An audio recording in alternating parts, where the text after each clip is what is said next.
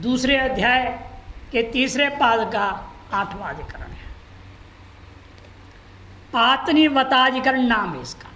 पातनीवत नामक अधिकरण, पातनीवताधिकरण।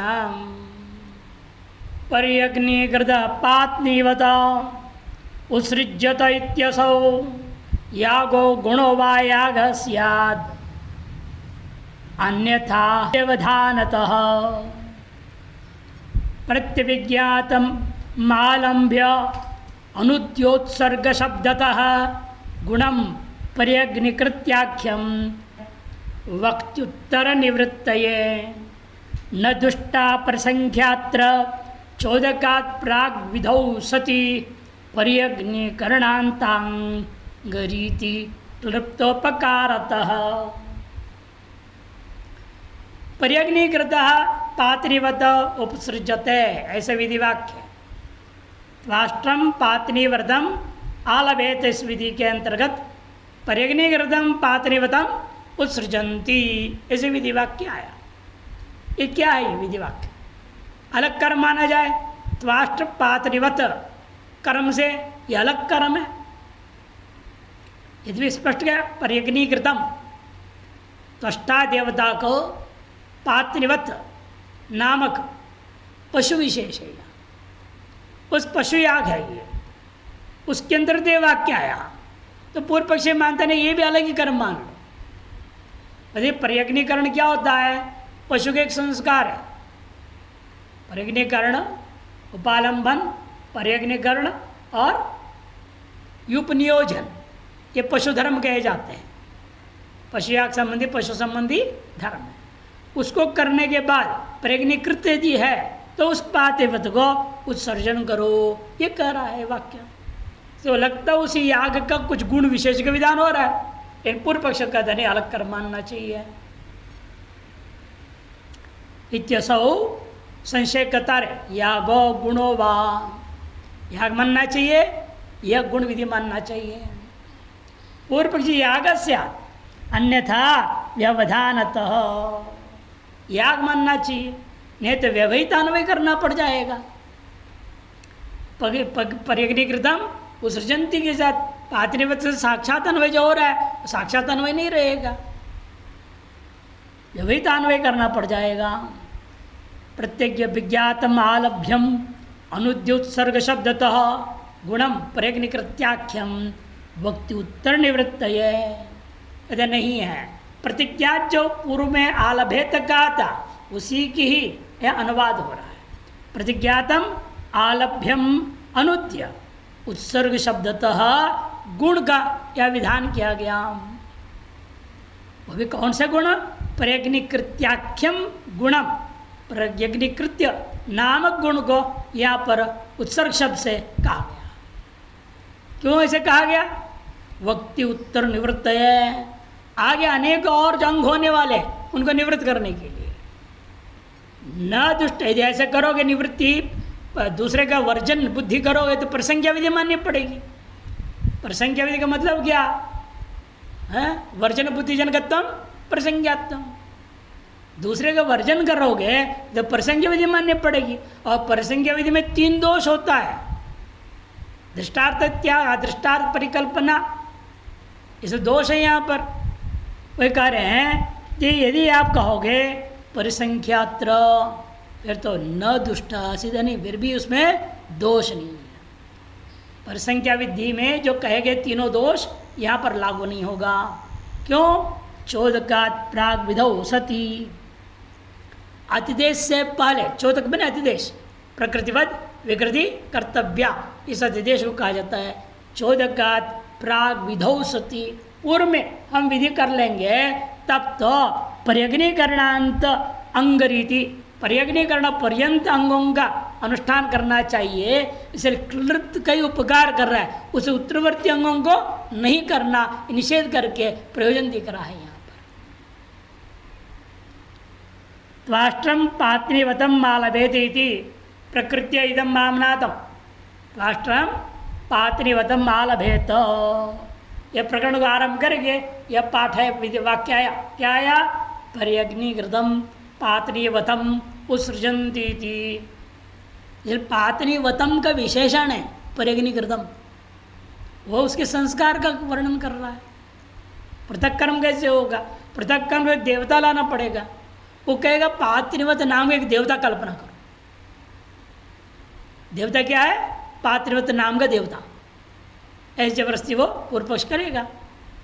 तत्र पर्यग्निकृत शब्देन संस्कृत पशुद्रव्यस्य, पर्यग्निकृत शब्द से क्या हो रहा है? संस्कृत पशुद्रव्य को लिया जा रहा है।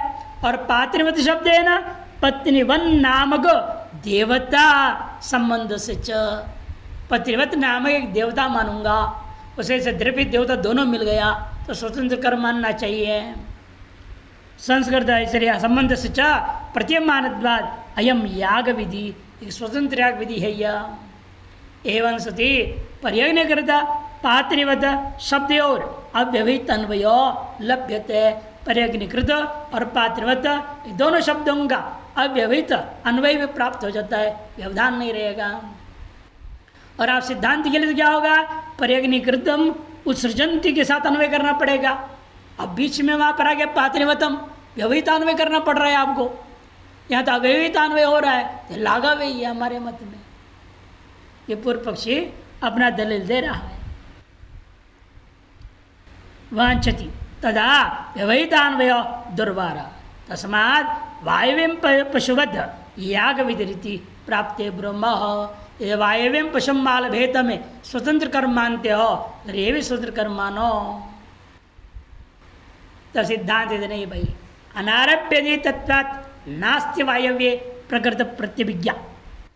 ये अनारभ्यदित है, इसलिए वायव्य जो वाक्य के साथ इस प्रकृति की प्रतिविज्ञा लेश मात्र भी सादृश्यता नहीं है। यह तो आलभ्यत्वेन प्रकृत पशु, यह आलभ्यत्वेन प्रकृत कौन पशु था? त्वाष्ट्रम पातनीवतम आलभेत, यह पशु को नाम दे दिया है पातनीवत। इसलिए पशु हो पातनीवत शब्देन प्रतिविज्ञा थे, पात्र शब्द उसकी प्रतिविज्ञा हो रही है यहाँ। तब मनुद्य उसको अनुवाद करके पर्यग्निकृत शब्दात अन्वितेना उत्सृजति आख्यातेना, उसे अनुवाद करके पर्यग्निकृत शब्द का अन्वय के साथ में उत्सृजति आख्यात के द्वारा पर्यग्निकरणाख्यो गुणो विद्यते, पर्यग्निकरण नामक गुण का विधान किया जा रहा है।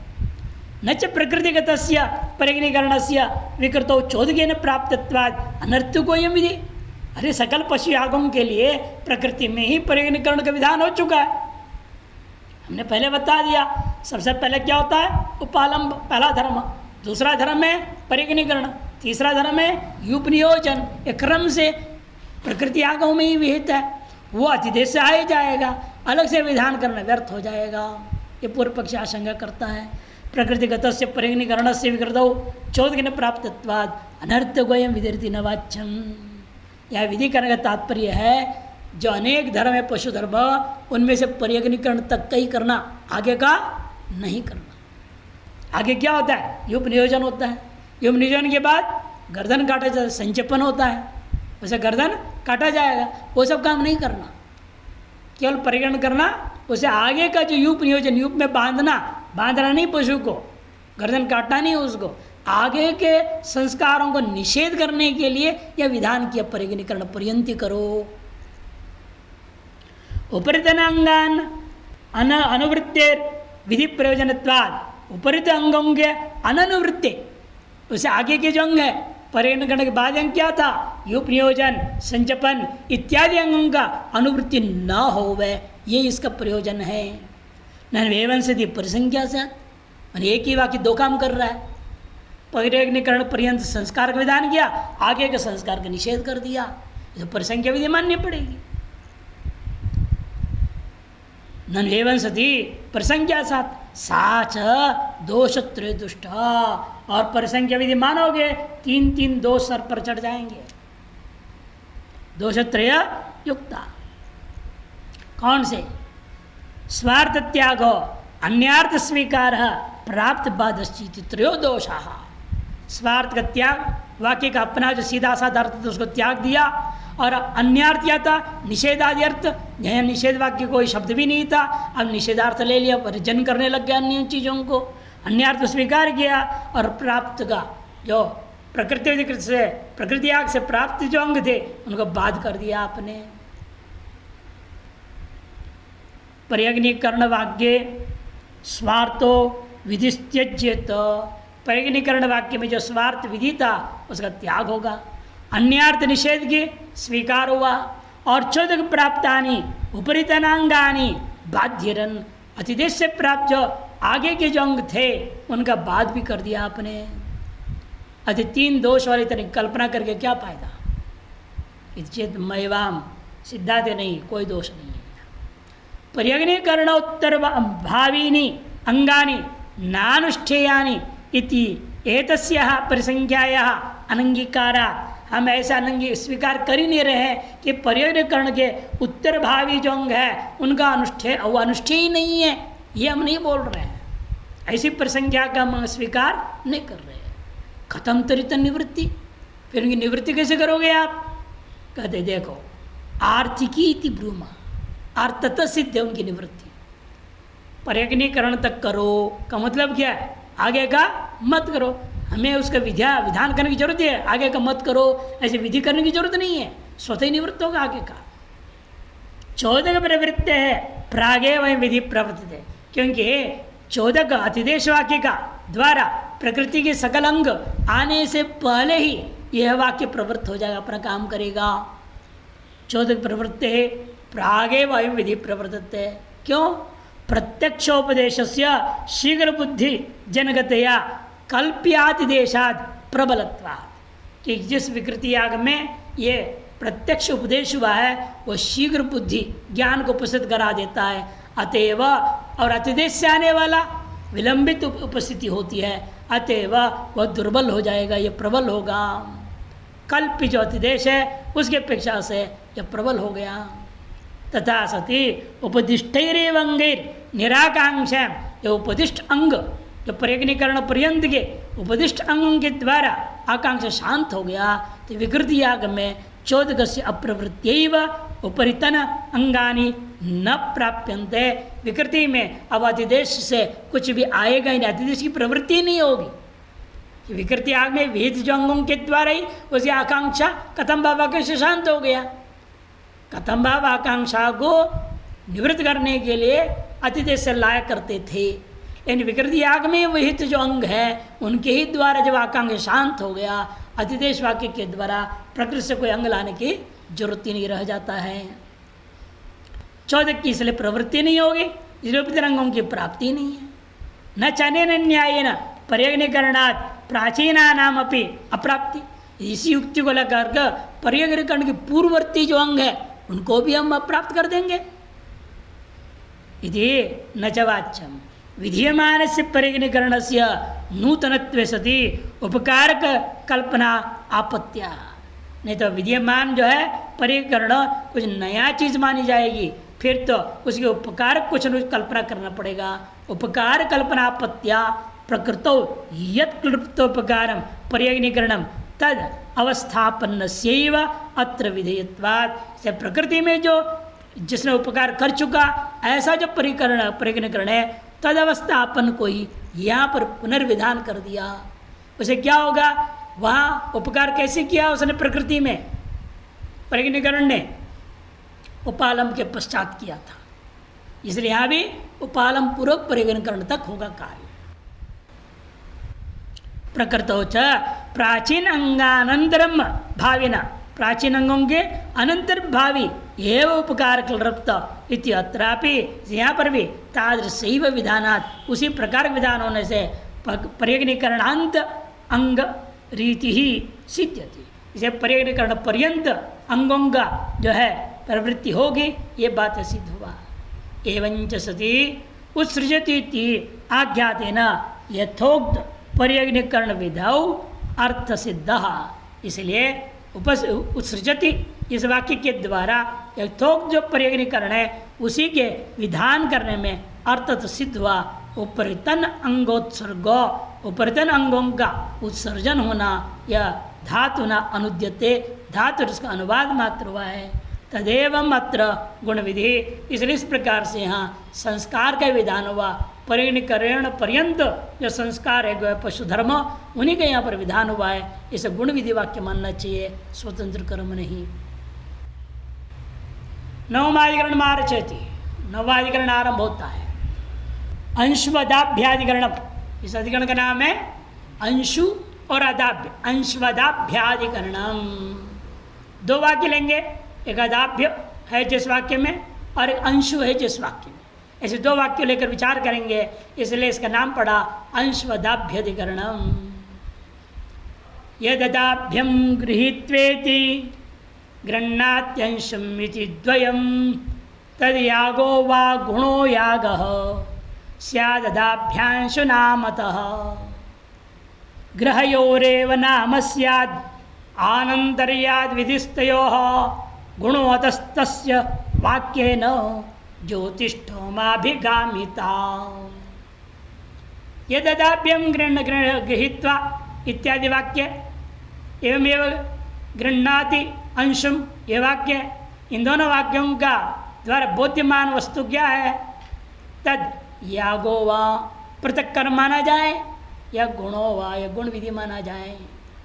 पूर्व पक्षी कहते याग स्याद, क्यों याग माना जाए? क्योंकि इनको नाम मानो, अंशु नामक याग, अदाभ्य नामक याग, स्याद अदाभ्य अंश नामतः। तो सिद्धांत तो नहीं। ग्रहों के नज़दीक में ग्रह पात्र जहाँ विधान हुआ है उसी के निकट में भी पठित है, इसलिए ग्रहयोरेव नाम स्यात्, ये ग्रहों का ही नाम लेना चाहिए।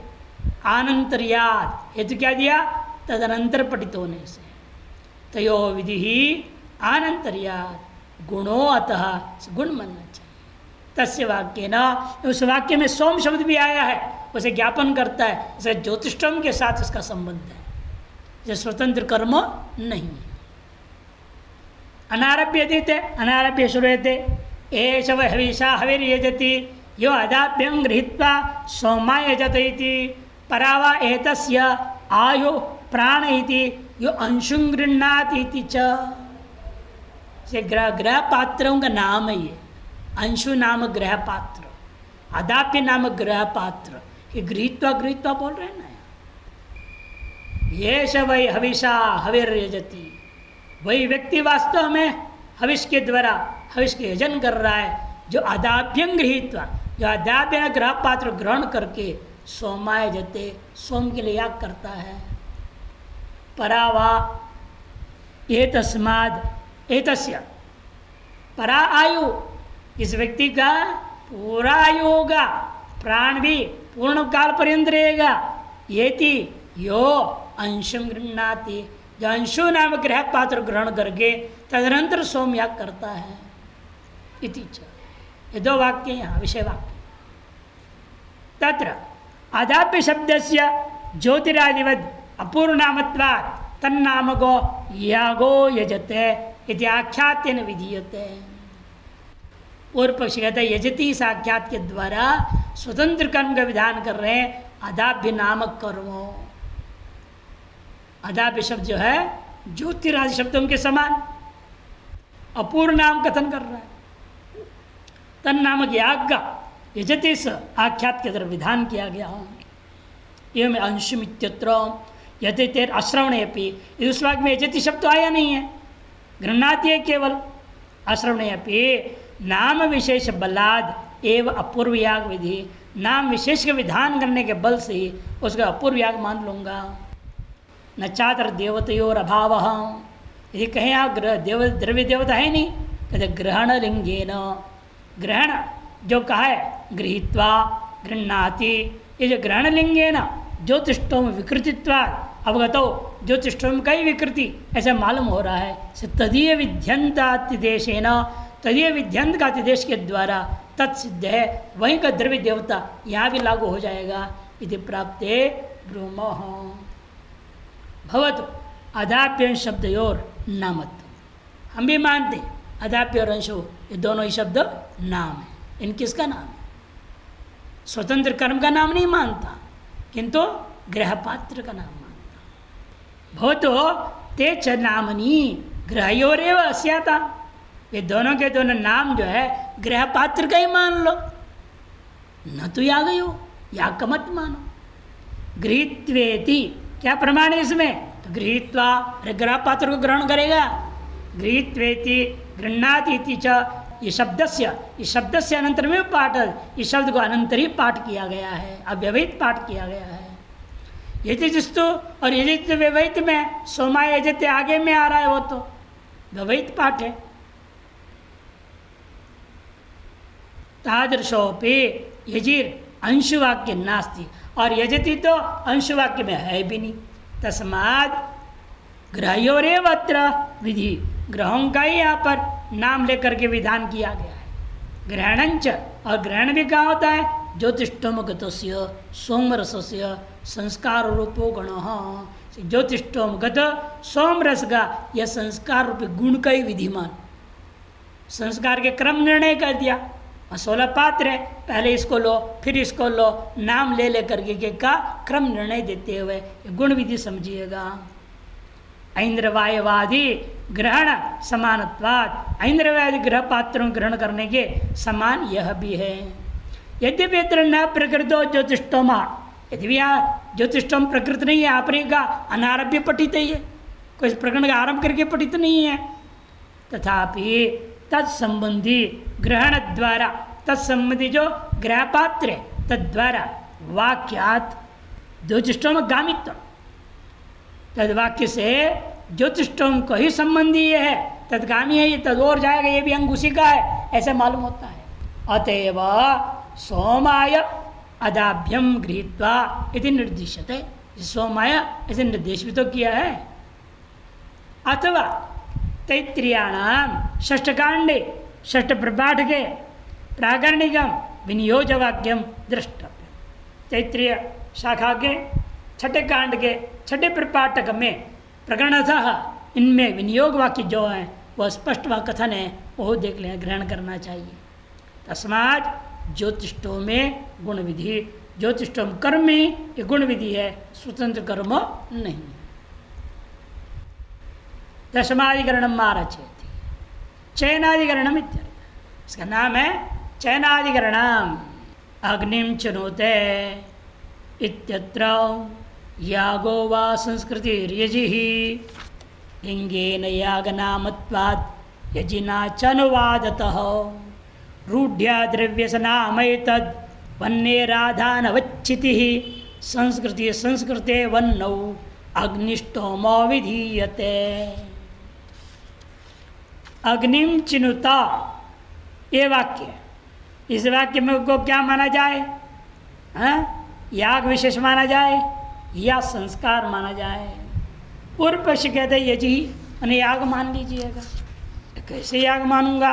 यज धातु का प्रयोग तो हुआ ही नहीं। चिनु ची धातु ची चैने चिनुता लिंगेन यागनामत्वात्, लिंग प्रमाण ढूंढूंगा, उस याग का नाम बना दूंगा। उसके बाद यजिनात अनुवादता, और यजी का वहाँ पर लाके अनुवाद कर दिया जाए तो सिद्धांत नहीं। रूढ़्या द्रव्यस नाम है, रूढ़ी से स्पष्ट है अग्नि नाम का कोई द्रव्य आग है, आग को अग्नि द्रव्य विशेष है। अब उसको याग का कर्म का नाम दे करो, उसको जबरदस्ती कर्म का नाम में ले जाओ, ये तो अनुचित है। रूढ़्या द्रव्य से नाम है तद वन्नेराधान अवच्चिति, जो वन्य का आधान किया जा रहा है वैसे यहाँ भी ची धातु का अर्थ ले लो। अतएव संस्कृति संस्कार है, असंस्कृत संस्कृते वन्नवेव अग्निष्ठोम विद्यते, संस्कृत वन्य में ही अग्निष्ठोम आदि यागों को किया जाता है, इसलिए अग्नि के संस्कार संबंधी विधि है।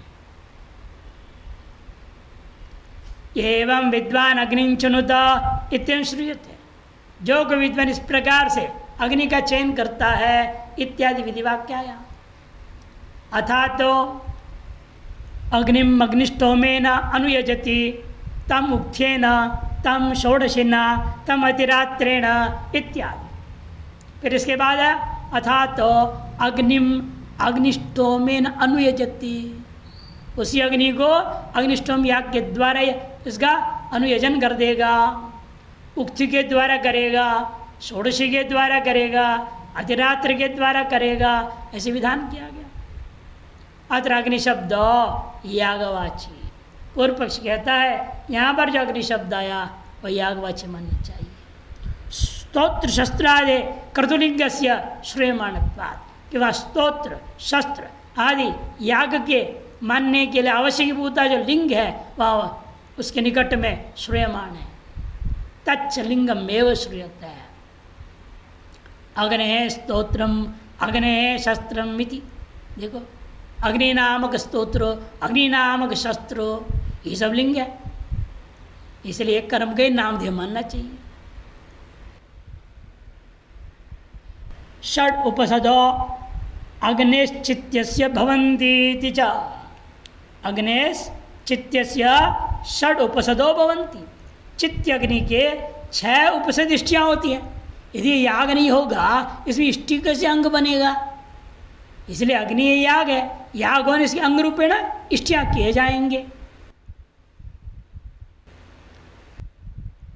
यदि लिंगम प्रापकापेक्षा तरी यजना तद अनुवाद प्रापकस्तु, यदि लिंग ही जो है प्रापक की अपेक्षा करता है, लिंग प्रमाण में तब प्रवृत्त होना, पहले कर्म प्राप्त हो, तो प्राप्त कहाँ से प्राप्त है? यहाँ कर्म, तब यजी का अनुवाद कर लूँगा।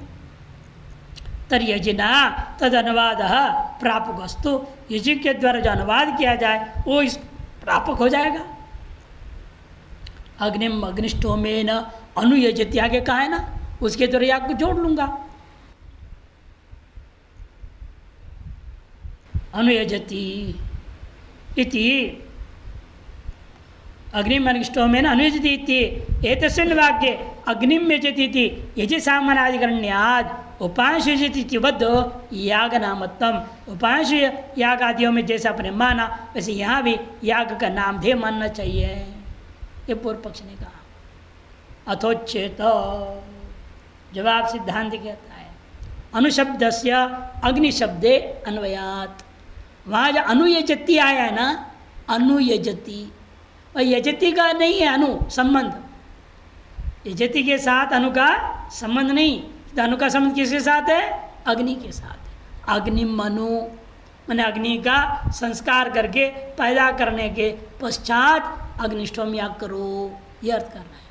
अग्निष्टोमम यजति, आप अनुयजति एक साथ पाठ कर रहे हो, नहीं, अनु जोड़ो, यहाँ पे यजति आ गया। यजि अन्वय अग्निष्टोमस्य इति, और यज का अन्वय कहाँ करूँगा? अग्निष्टोम के साथ सीधे, अग्निष्टोमेन यजति, ऐसा वहाँ अन्वय हो जाएगा। तथापि अग्ने पुरोयजने सति अग्निष्टोमस्य अनुयजनम संभवति, तभी पूर्व पक्ष कहता है फिर भी देखो अग्नि नामक के कर्म अलग मानो, उसको पहला याचन करो, उसके बाद अनुयजति, पश्चात, अनु मतलब पश्चात अग्निष्टोम याग करो। ऐसा अर्थ क्यों ना किया जाए, सीधा साधा अर्थ ले लो। आप जो व्यवहितान्वय करोगे अनु को और फिर अग्निष्टोम को व्यवहितान्वय कर रहे हो, इधर गौरव क्यों करना? पूर्व पक्ष कहता है देवदत्तम अनुगच्छति यज्ञत्र, पूर्व पक्ष भी देवदत्तम अनुगच्छति यज्ञत्र, जिस प्रकार से देवदत्त पुरोगमन दर्शनात् देवदत्त आगे आगे जाता है, यज्ञदत्त पीछे पीछे जा रहा है। तस्मात् अग्निम चुनुते इत्यत्र, अग्नि नाम को याग आख्यातेन विधीयते, अग्नि नामक याग को पहले आख्यात कर विधान किया, तार्श अग्निरूपी कर्म को अनुष्ठान करने के पश्चात अग्निष्टोम याग को करेगा, ऐसी व्याख्या कर दो।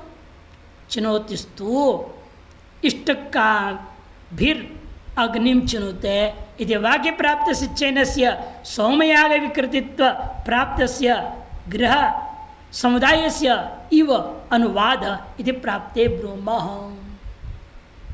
चिनौती को इष्ट का भीर अग्निम चिनोते इत्यादि में जैसे कहा गया, उस वाक्य में प्राप्त चयन को यहाँ ले आऊँगा और सोमयाग का विकृतित्व प्राप्त हो जाएगा। उससे प्राप्त होने से क्या है, ग्रह पात्र के सारे समुदाय आ जाएंगे, सारे अंग वहाँ से मिल जाएगा।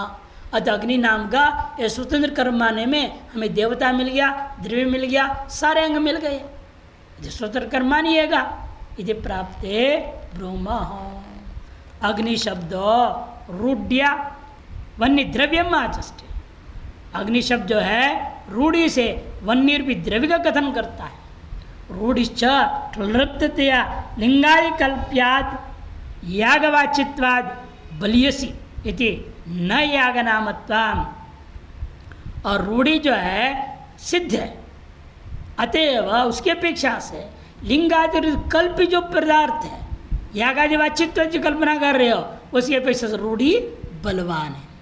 इसलिए अग्नि को याग का नाम मानने की अपेक्षा से द्रव्य का नाम मानना ज्यादा लाघव है। इति न याग नामत्तम न चात्र याग रूपम अस्ति। और याग का रूप ही नहीं है, द्रव्य देवती और असिद्ध है। इस वाक्य में न द्रव्य न देवता कुछ प्राप्त नहीं है। अतः अग्निम आदधीत इत्युक्त आधानवद अग्निम चिनुत इत्युक्त। जैसे अग्निम आदधीत में कहा गया अग्नि द्रव्य को, उस अग्निम चिनुता में भी अग्नि द्रव्य का ही कथन हुआ है। इत्युक्तम चयनम अग्नि द्रव्य संस्कार। इसलिए आज जो कहा वह चयन है वह याग का वाचक मत करो, किंतु वह चयन जो है अग्नि द्रव्य का संस्कार है। न च संस्कृत से नियोग भाव। और अग्नि के संस्कार का क्या फायदा? संस्कार करोगे किस चीज का, कहीं ना कहीं उसका विनियोग करना पड़ता है। कहाँ विनियोग करोगे? विनियोग है ही नहीं उसका। तो ऐसा मत कहो। अग्निष्टोमेन यजत, आगे कहा ना संस्कारित अग्नि में ही अग्निष्टोम के द्वारा याग करनी चाहिए। आगे विधान हो रहा है। इत्यादि वाक्येर अग्निष्टोमादौ विनियोगात। अग्निष्टोमादियों में उस संस्कृत अग्नि का अग्निष्टोमादौ विनियोगात इत्यादि वाक्यों के द्वारा इत्यादि वाक्य ही अग्निष्टोमादौ विनियोग हो जाएगा। तस्मात् संस्कार विधि मानो, संस्कार विधि ही। 11वां अधिकरण आरंभ होता है। एकाशाधिकरण महारचेती प्रकरणांतराधिकरणम। इस अधिकरण का नाम क्या है? प्रकरणांतराधिकरणम। मां संज्योत्यग्निहोत्रम गुणो अन्यत कर्म वा गुणः अनुद्य प्राप कर्मान्न अनुद्य प्राप्त कर्मात्र मासो अप्राप्तो विधीयते। उपसद्भिश्चरित्वेति नित्येतासाम असंभवात् अनेकस्य अविधेय अविधेश्चान्यद कर्म प्रकरणांतरा। मासं ज्योत्यग्निहोत्रम गुणोन्यत कर्म वा गुणः अनुद्य प्राप्त कर्मात्र मासो प्राप्तो विधीयते। उपसद्भिश्चरित्वेति नित्येतासाम असंभवात् अनेकस्या विधेश्चान्यत कर्म प्रकरणांतरा। मासम ज्योति ये वाक्य है। अग्निहोत्रम गुणो, अग्निहोत्र याग का इसको गुण विधि माना जाए पूर्व पक्षी। अन्यत कर्म वा ये सिद्धांत, अतः भिन्न कर्म माना जाए। पूर्व पक्षी कहता है गुण विधि। क्यों? अनुद्य प्राप्त कर्म अत्र मास अप्राप्त विधीयते है। प्राप्त जो कर्म था अग्निहोत्र, उसी को अनुवाद किया, अनुवाद करके उसमें मास रूपी काल विशेष का वह गुण का विधान किया गया। तो सिद्धांत कहते नहीं। उपसद्भिश्चरित्वा इति नित्यता सब असो, नित्य करना उनका संभव नहीं।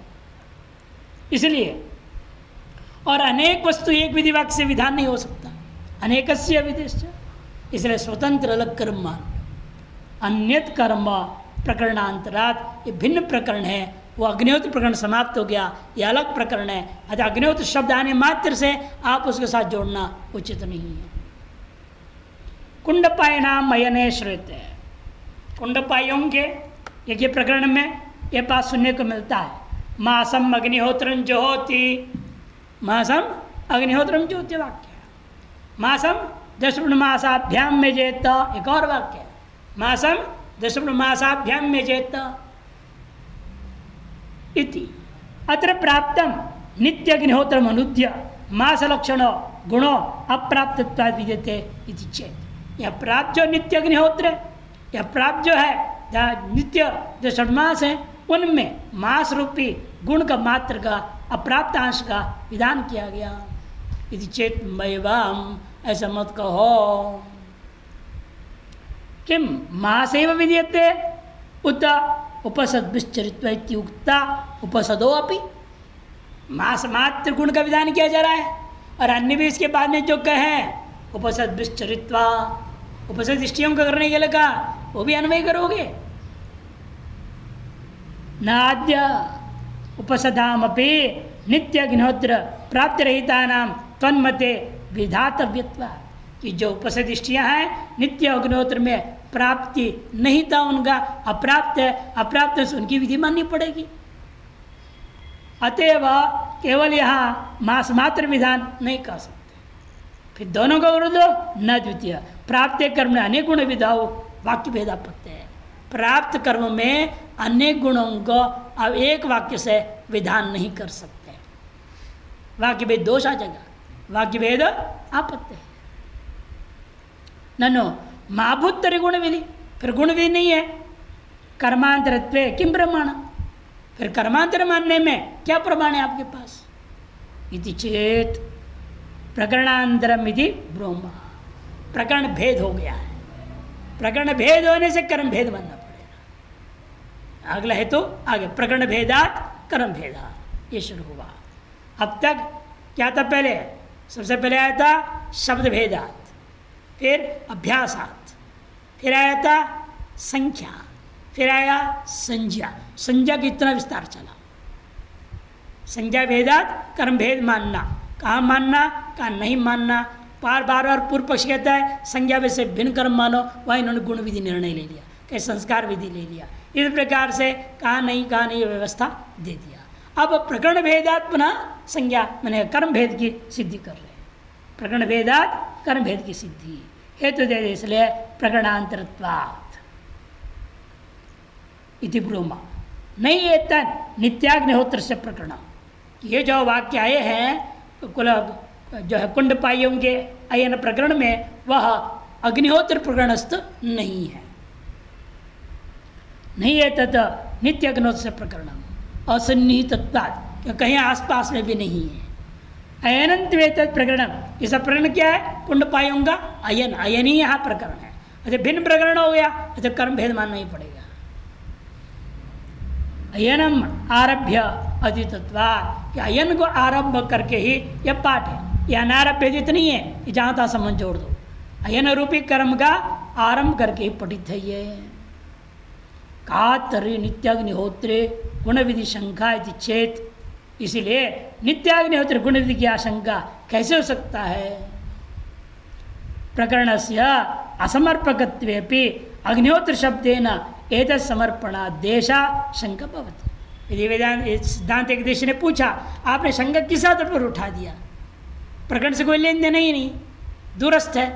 तो बात ऐसा नहीं है। यह शब्द आ गया ना, मासम अग्निहोत्रम, नाम सुनते हमको याद आ गया, अतः हमने सोचा शायद ये वही का होगा, उसी संबंध जोड़ो इसको, इसलिए मेरे को शंका हुआ। ऐसा पूर्व पक्षी अपनी शंका के प्रति सफाई देता है। पूछा गया आपका शंका कैसे हुआ, नित्य अग्नि से कोई लेन देन नहीं इसका, उस गुण विधि की आशंका आपने कैसे कर दिया। तब कहते इसलिए कि आप प्रकरणस्थ असमर्पक, प्रकरण का समर्पक न होते भी अग्निहोत्र शब्द सुनाई दिया ना, एतत् समर्पण ऐसा शंका बहुत ये शंका हुई थी। साच वाक्य भेद आपत्तिया निराकृत, इन्हें आशंका जिसके अनुसार हम गुण विधि मानेंगे तो क्या होगा, वाक्य भेद दोष आ जाता है। इसलिए वाक्य देश द्वारा आशंका निराकृत हो गया।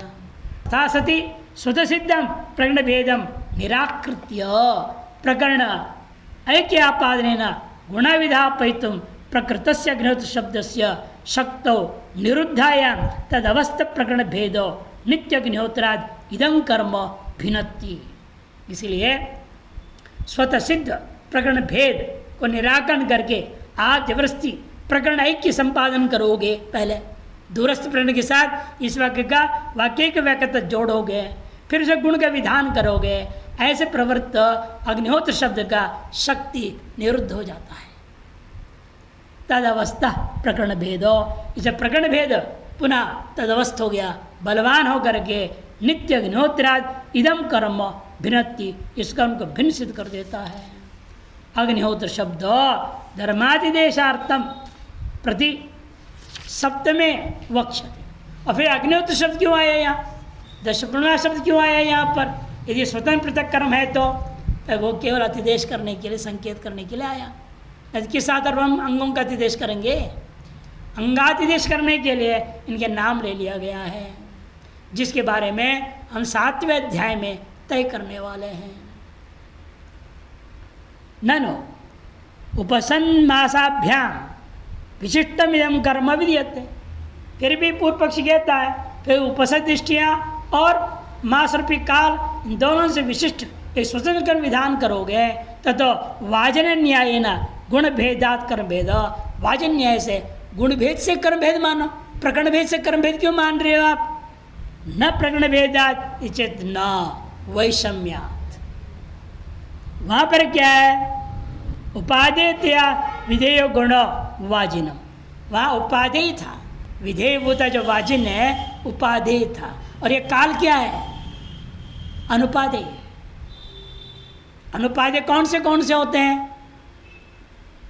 देश कालो निमित्तंच फलम संस्कार्यमेव च इति मीमांसका प्राहुर अनुपादेय पंचकम। 5 चीजें अनुपादेय हैं, आप नहीं कर सकते। अब सुबह अभी हो जाए, सवेरे 7 बजे हो जाएगा, अभी बना लो 7 बजे और संध्या कर दो अभी बैठ करके। या सूर्यास्त होने 7 बजे, अभी हो जाए सूर्यास्त 7 बज जाए और हम अभी संध्या करने लग जाए। काल आपके इधर उपादेय नहीं होता, देश भी नहीं। पूर्वेद पूर्व ही रहेगा। अभी मेरे लिए पूर्व हो जाए, मैं यहाँ मुख करके पूजा करूं, ऐसे तो हो नहीं सकता। देश कालो निमित्तंच, निमित्त भी आप बना नहीं सकते, हो जाता है।